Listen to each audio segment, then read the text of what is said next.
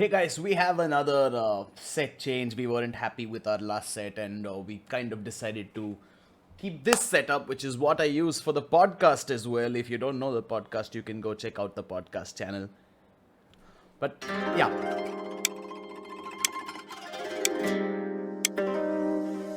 hey guys, welcome back to Minute 101. Today we're talking about Kingdom. Now, we love Kingdom. Kingdom actually was a manga that we started because we wanted to learn more about Chinese history, and we ended up loving it, especially Audie, who's a history fan who read the whole thing in an astonishing amount of time. But we wanted to discuss Kingdom today and talk to you about whether you should read it or not. Now, the manga is set in a turbulent China where there are kingdoms fighting in a never ending war. Powers kept shifting between different states as kings just kept fighting to gain more and more land and more control over China. Kingdom is set in the Qin Empire where most of the story takes place, but it also talks a lot about the surrounding states. And in Qin, we follow the story of Shin, a young boy who is adopted into a very strict family and is made to work all day with like household activities. Okay, basically he's a slave, and he has his brother whose name is Hyo. Am I pronouncing that right? I don't know. Both Shin and Hyo are very interested in warfare and fighting, and they even get these little wooden swords and start practicing against each other every day. One day, a man called Shobun-kun is passing by the field where these two boys are fighting, and he was amazed at their skill. He wanted to adopt Hyo and buy his freedom.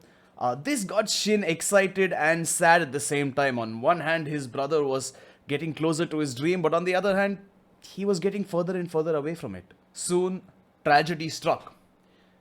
Hyo came back to the house and with a fatal wound.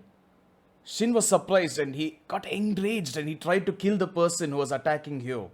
But in his last dying breath, Hyo tells Shin to go to a certain location to find something out. He meets Ei Sei, who's the true heir to the Qin Empire. In a surprising twist, it turns out that Hyo looked exactly like Ei Sei, and that was the reason he was adopted. Shin is initially very angry, but he slowly grows to accept Ei Sei. This starts off an epic journey between these two, where one wants to become the ruler of all of China, and the other wants to become one of the six great generals. Now, this might just seem like a manga, this might seem like fiction, but it's actually quite based in reality. The author actually looked at historical texts to see what was happening, and Sei's dream of unifying China was reality. As you might know, China is one country now. It's not money warring states, so he did well. Shin starts off as a foot soldier, but he meets many interesting people along the way. We're not going to go into everybody he meets, but we'll talk about two major influencers. These two are Oki and Duke Hyo, not the same Hyo who got murdered. Now, these two saw in Shin a fiery soul. They saw the potential for him to become one of the great generals. If it came from these guys, that means something. And that's because Oki was one of the six generals. He's literally a living legend. Oki can single-handedly just change the entire tide of a battle, and he gels really well with Sei's idea of unifying China. Now, I would like to take a little break to talk about Hoken. Now, Hoken is one of the main antagonists for Oki in this manga. And spoiler alert, Hoken actually kills one of the other six generals who is Oki's lover, Kyo. After an epic and exciting battle, unfortunately, Kyo gets outmatched by Hoken and is killed right in front of Oki's eyes. This sends Oki into a rage, and he strikes back at Hoken, giving him his first and only loss. As for Hoken, he considers himself a Bushin. He basically thinks he's a god of sorts. He goes into the mountains to meditate for months on end and comes back only when he senses somebody really strong and he wants to fight them. He feels this with Kyo. He feels this with Oki, and eventually he feels this with Shin. This becomes one of the defining moments in Shin's war career, where Hoken decides that he should die.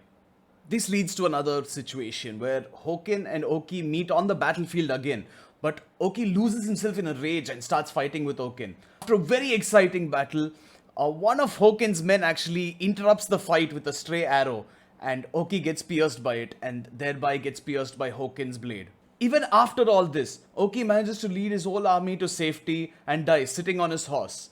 Right before he dies though, he passes on his epic glaive to Shin. This is a similar situation with Duke Ho, who also decides to fight Hokin, who also gets emotional and ends up dying by his blade.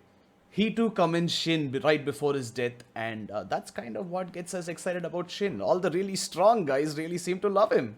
Unfortunately, these two deaths might be the biggest events that shaped Shin. They made him feel weak, but at the same time, they also gave him the determination to get stronger and actually want to kill Hokin at some point.